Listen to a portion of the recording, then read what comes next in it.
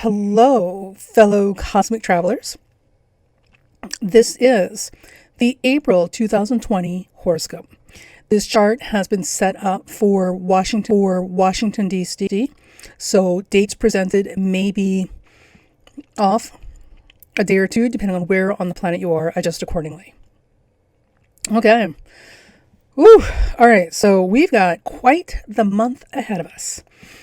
First thing is that we have not one, not two, but 3 quarter moons in the calendar month, and none of them are going to be easy.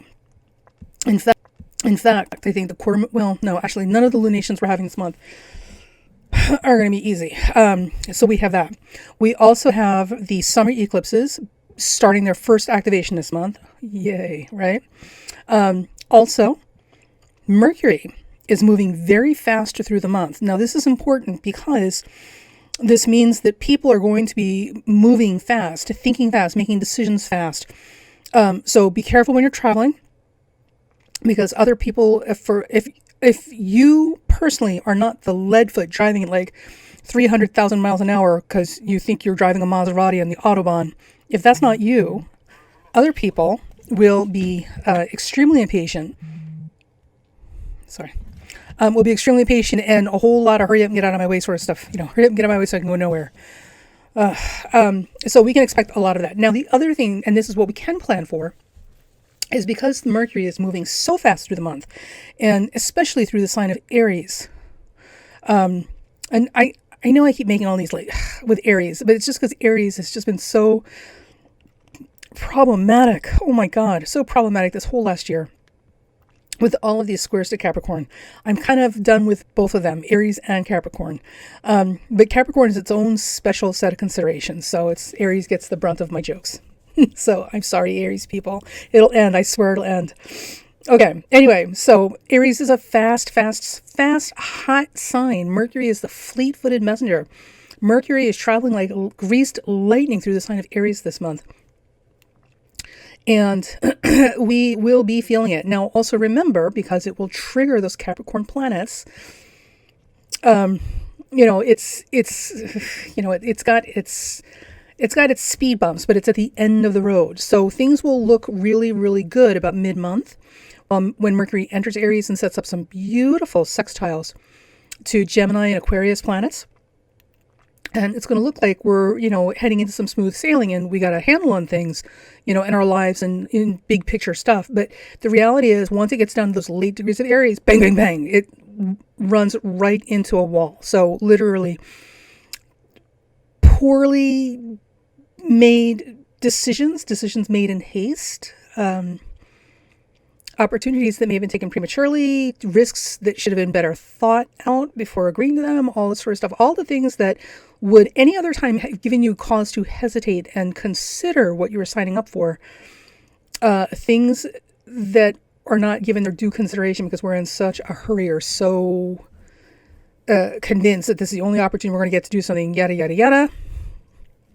We'll hit the proverbial brick wall, bang, at the end of the month when we get to those Capricorn planets. So you were warned. Now, also this month, Pluto is making its station retrograde in Capricorn. And you can cue the spooky, ominous music now. So we know with the outer planets, we feel them well ahead of time. So we've been feeling Pluto starting the station in mid-April. No, I'm sorry, we're doing April. Sorry. In mid-March, we're definitely feeling it as April opens up, and we're going to feel it all month long because Pluto stations retrograde on the 26th, the very last week of the month. Now, the last thing that is notable about this month, and this is the good news, right? Because we all desperately need some good news. I don't think anybody's going to get any sleep ever again for years at this point. Golly day, we're all going to be like gray. We're all going to be completely gray before this is over. Jupiter is still in Capricorn. It is still in the miracle mile with Pluto.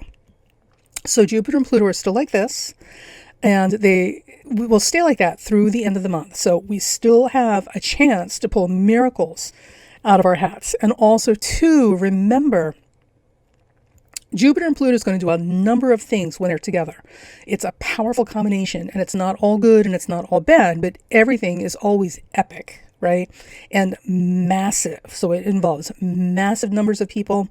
It involves massive scale operations, massive revolutions, massive turnovers, massive saving graces, and that's what we usually call miracles, right? And divine intervention in the 11th hour, like a big, over-the-top, epic, cinematic, Technicolor movie theater scale. That's Jupiter-Pluto, wherever Jupiter-Pluto touches. So, Jupiter is still in Capricorn with Pluto in that miracle mile, those last degrees of Capricorn. So we still have a chance to do it better. Okay, so we can expect a lot of huge stuff. So for those of you who are working with Jupiter and Pluto in your charts, or personally, it doesn't have to make an exact aspect to something in your chart for it to be active. Understand this. Wherever it's sitting in a house in your chart, even if it's not making a direct aspect, it is still active and you can still tune into that frequency and use that energy. The caveat here is that when you start pulling in or operating on a Jupiter-Pluto frequency, all right, remember, it's epic. So, you know the old saying, be careful what you wish for, because you may very well get it, and you may very well get it in spades and far, far bigger than you expected or could have planned or prepared for. So, just saying. Okay, so now, let's start at the beginning of the month. So April 1st, April Fool's Day. Nothing funny about April Fool's Day this year. April 1st opens up with a quarter moon at 12 Cancer. Now, this particular quarter moon is particularly dodgy, not because of the moon itself, but because at the same time this is happening, we also have a Mars-Saturn conjunction occurring in Aquarius. Now, Saturn has just moved into Aquarius. Mars is now joining it. So I want to take a minute here, and I want to talk about this Mars-Saturn conjunction because it's important, and it will help you navigate this better. So the first thing I want you to think about or remember when you hear Mars-Saturn is unforgiven or unforgiving. There's nothing forgiving about this combination. And with a Mars-Saturn conjunction, or opposition or square, but Mars-Saturn combinations, there is a coldness and a ruthless efficiency that's completely unsentimental. So, you know, oftentimes we give a lot of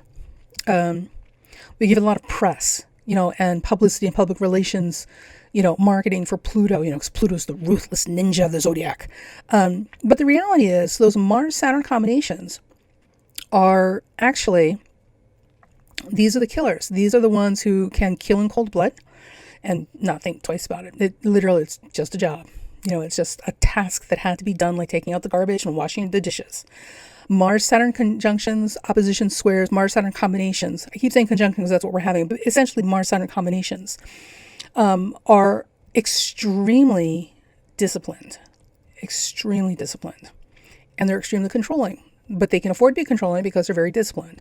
So the ability to excise or amputate oneself from one's feelings or one's desires, to divorce oneself from sentiment and emotion, and all of the softer things in life, including compassion, empathy, and humanity, are very much within the skill set for Mars-Saturn combinations. These are they're not dangerous people unless you give them a reason to be dangerous to you, but they are extremely efficient, calculating, cold, unforgiving people.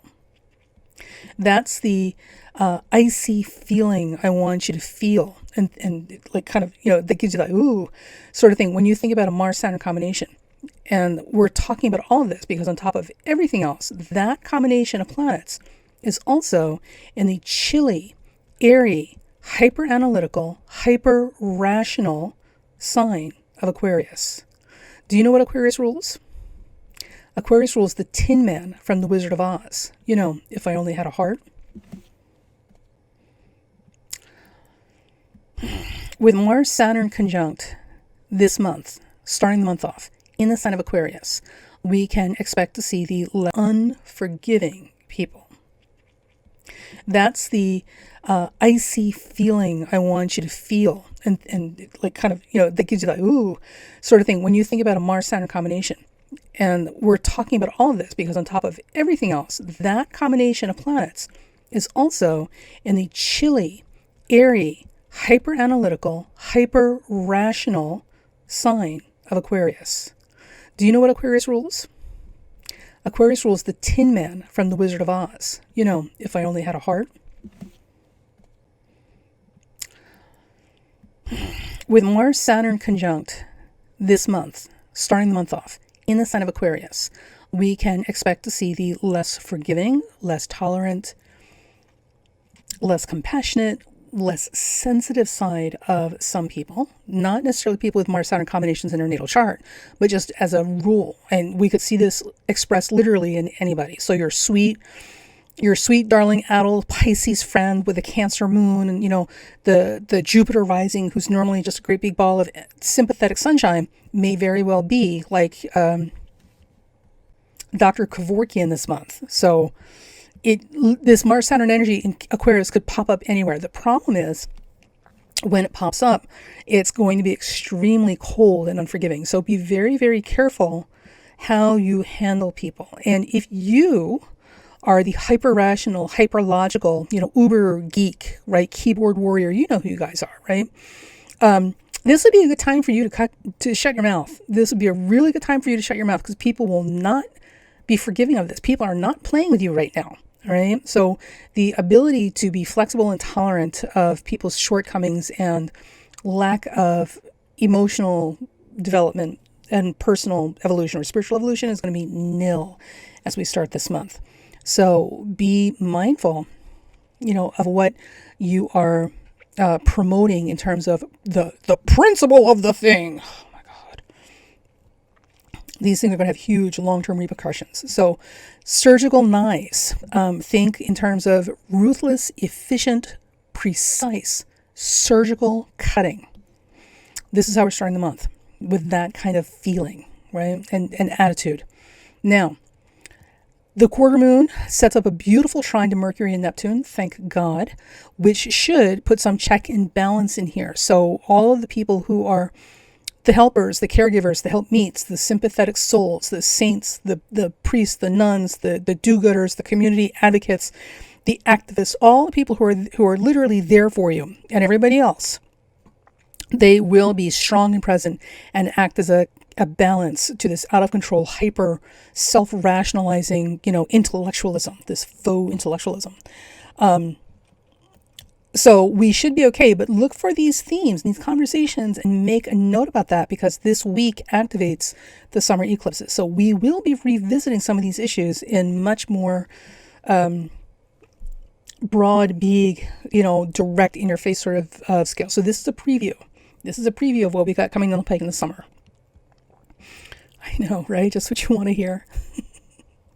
But forewarned is forearmed. Forewarned is forearmed. Okay? Now, as we move down through the month, we are immediately after the quarter moon. Obviously, we're heading right into a full moon. Now, the full moon will be at 18 Libra. It will quincunx Neptune, and it's going to set up a square to Jupiter and Pluto. And I know this means absolutely nothing to anybody right now. So the first thing is, with the full moon making a quincunx or an inconjunct to Neptune, what we may find is that things are not going to come to a climax or head or a resolution. Things are going to get pushed to a climax or resolution. Unfortunately, it's sloppy. That inconjunct in Neptune makes it sloppy and careless. So there may be a little bit more than little.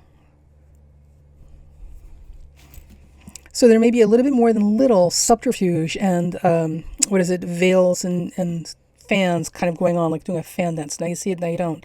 So there may be some unnecessary compromises or excessive sacrifices that need to be made that may not be quite so obvious when this full moon goes down and pushes things to like some type of resolution one way or the other. The reason this is going to be a push to a resolution is also because it's always combinations of things in the charts, right?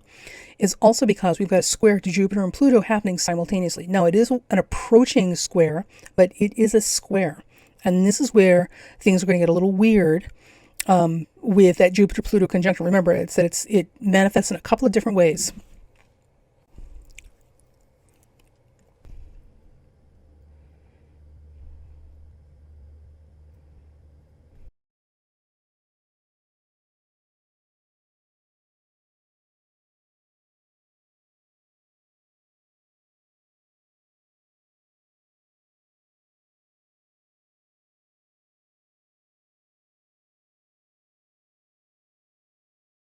Alrighty. Okay, so April 8th brings us to the full moon in 18 Libra. This is a David and Goliath full moon. So it's the little guy versus the big guy. Battles started or fought at this time, lines drawn in the sand, conflict that are occurring at this time have much larger scale implications than the people participating in it may realize. A lot of what will hang on the cross for this particular new moon has a lot to do with the individual versus the collective. What do I need versus what do we need? There's a lot of challenging as far as who is the stronger person and who is the weaker person, and where do we draw the line? Where are the boundaries? Even though the stronger person would appear to have more rights just because they have more force available to them, or more force to bear on the situation. Let's put it that way. And whether that is an individual, a business, an organization, or a group of people, there's one side that has a significant force and power to bear on the situation, and the other person seems to be in a much weaker position. However, this is important. However, this full moon puts people in positions to make decisions about what they will stand for. So taking a stand, making a stand, and being committed to it are the things that will win the war. So this may be a battle, or it may be a push to end a battle, but ultimately, this is really what this comes down to is about the courage of our convictions. And also, believe it or not, planting seeds for the future, because what we're doing under this full moon has a lot of implications in terms of who responds to us in the future, in terms of our spirit guides and our ancestors and our guardian angels and, the great divine, whatever else it is that you're calling it. Oops, sorry, pen. So the thing about divine intervention, just a reminder, they can't hear you unless you're clear in what you're saying, and you're not going to be clear in what you're saying or asking for unless you're committed to it. So if you're serious and you're committed, then you'll be clear. And when you're clear, they'll understand what it is that you want or need that is a priority. And they will do their best to accommodate you in terms of what's best for your evolution. So, and this is going to be one of those times. This full moon is really going to lay bare the realities of situations we're dealing with, power imbalances as they exist, and selfishness, in all its great glory, and also power grabs, people who are literally forcing situations and issues just to get it done, no matter what the cost to other people. So it won't be a neat, fun full moon, but it will definitely be an important one. And that's the other side of Jupiter-Pluto. So Jupiter-Pluto is not always about miracles and manifestation. That's one of its many representations, this particular combination. Jupiter-Pluto is also a big business and big government and big structures, right? Oh, which also reminds me, this full moon also, especially that quincunx and Neptune, I would look for insurance to be a very big topic of conversation at this time. So for those of you who have insurance, right, this is a really good time to, before we get to that full moon, to take a closer look at your insurance policies. Make sure that they are up, make sure that they're active, check for the clauses and the fine print and all the hidden things in there that they're not telling you about. If you are due to renew your insurance, check for the exact same things, because there's a whole lot of sloppy going on with this and a whole lot of impatient pushing to get stuff done before people pay too close attention to what's going on. And some of this is going to be very much specific to insurance. Social insurance, medical insurance, life insurance, any car insurance, pet insurance, dental insurance, name the insurance, and there's likely to be stuff hidden in there, right? Now, also too, because it just gets better and better. Also too, Jupiter, Pluto, and this full moon, this also but this also pulls in issues with the military. So we may see, along with everything else, a revisit to issues of military action or somewhere on the globe. And again, this will be much bigger than it might seem. It might seem completely innocuous and small and minor, but it's huge implications. I'm not fond of it at all. And in this particular case, this may have a lot to do with coastlines and the Navy, right? And things that are involved in the Navy. So for the United States, I don't know about the other countries, but I know in the United States, for us, it would be our naval forces that guard the waters and the coast. And I believe the Marines are somehow connected to the Navy. I'm not completely sure how that works. My father was an Army man.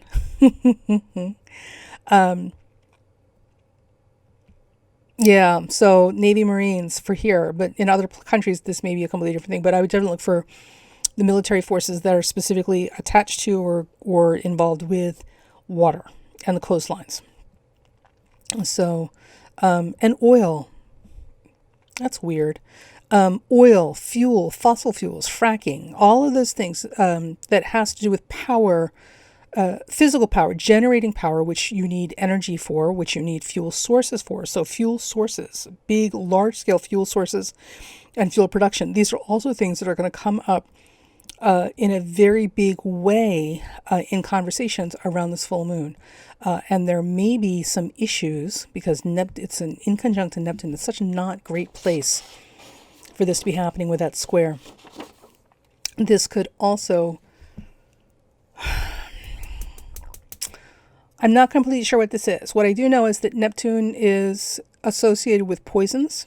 Neptune is associated with toxins. Neptune is associated with allergies and allergic responses, hypersensitivity, and hard to diagnose things. Neptune is also, believe it or not, related to air quality and breathing, right? Like asthma. And Neptune is also...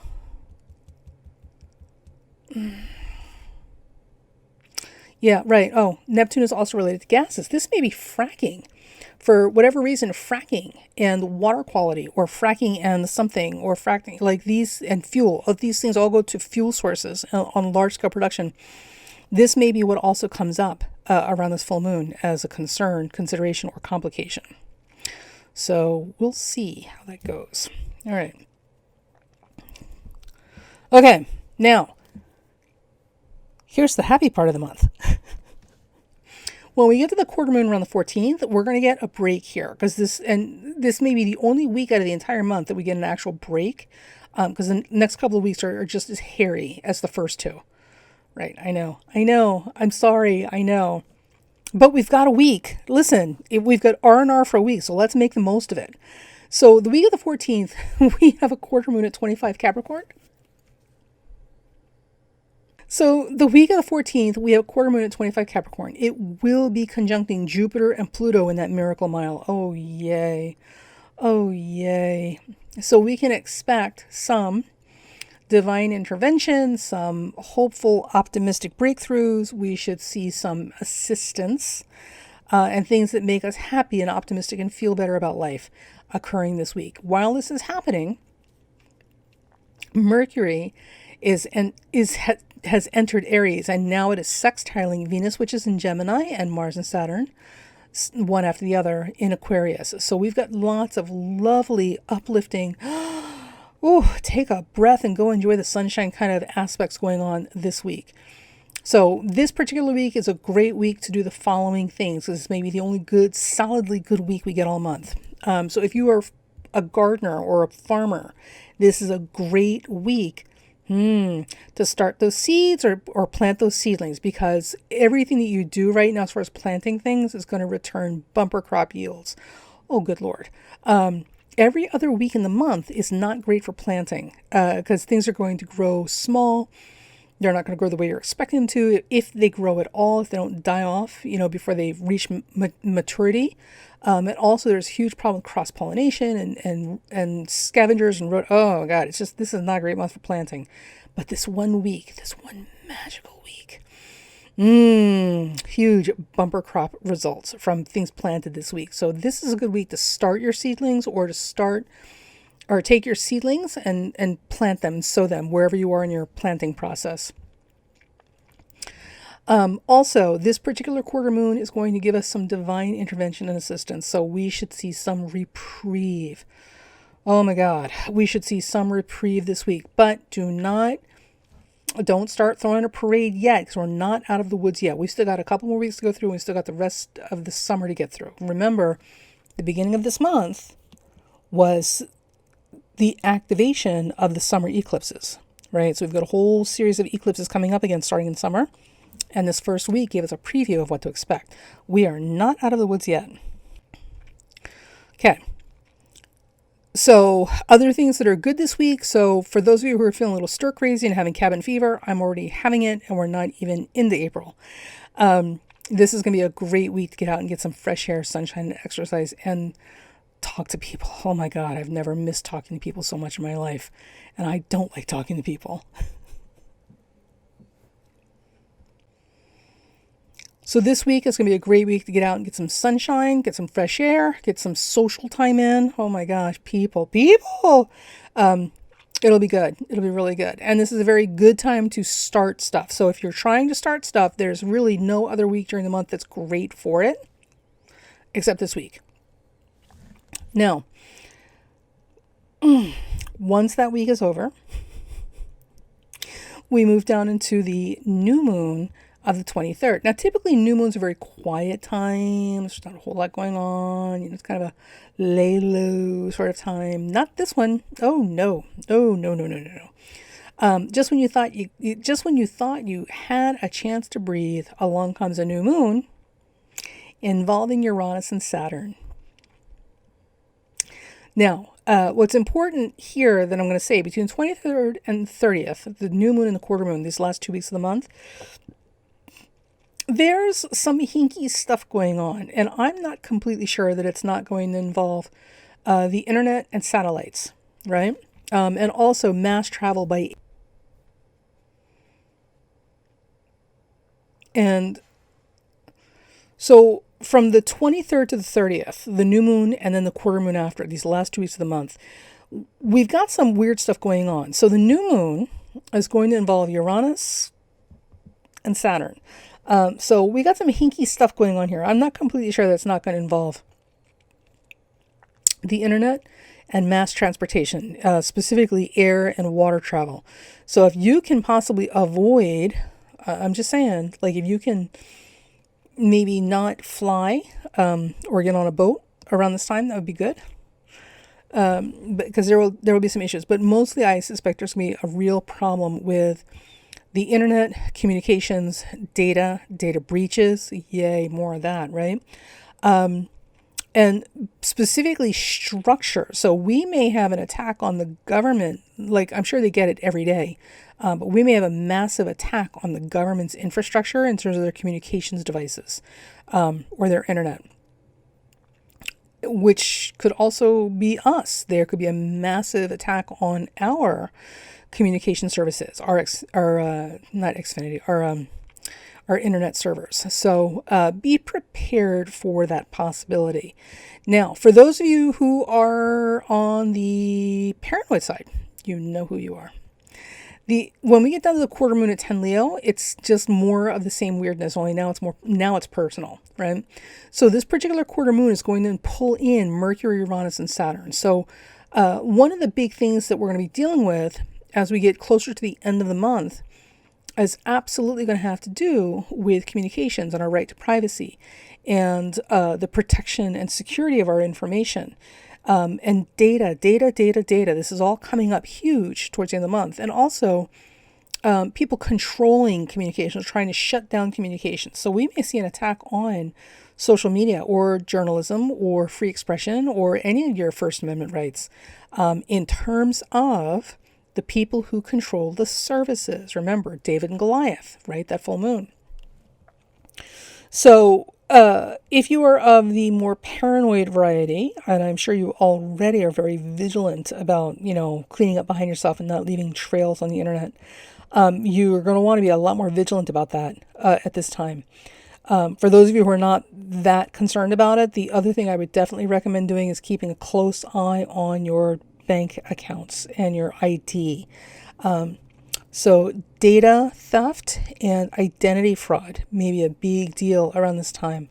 Also, on a very small micro level, theft, local neighborhood theft, package theft, like off doorsteps and stuff, may be more, there may be more incidences of it around this time as well. So be aware of that. All in all, this is going to be, it's going to be a month. It's going to be a month. I mean, I don't know that it's going to top March. I mean, March was pretty impressive. So I don't know, and I don't want to know how April could possibly top that. But what I will say is that we will get through this. We do have a beautiful week in there where things will be peaceful and quiet and good and positive. We're going to have really good, happy things happening and miracles and opportunities for miracles are going to present themselves.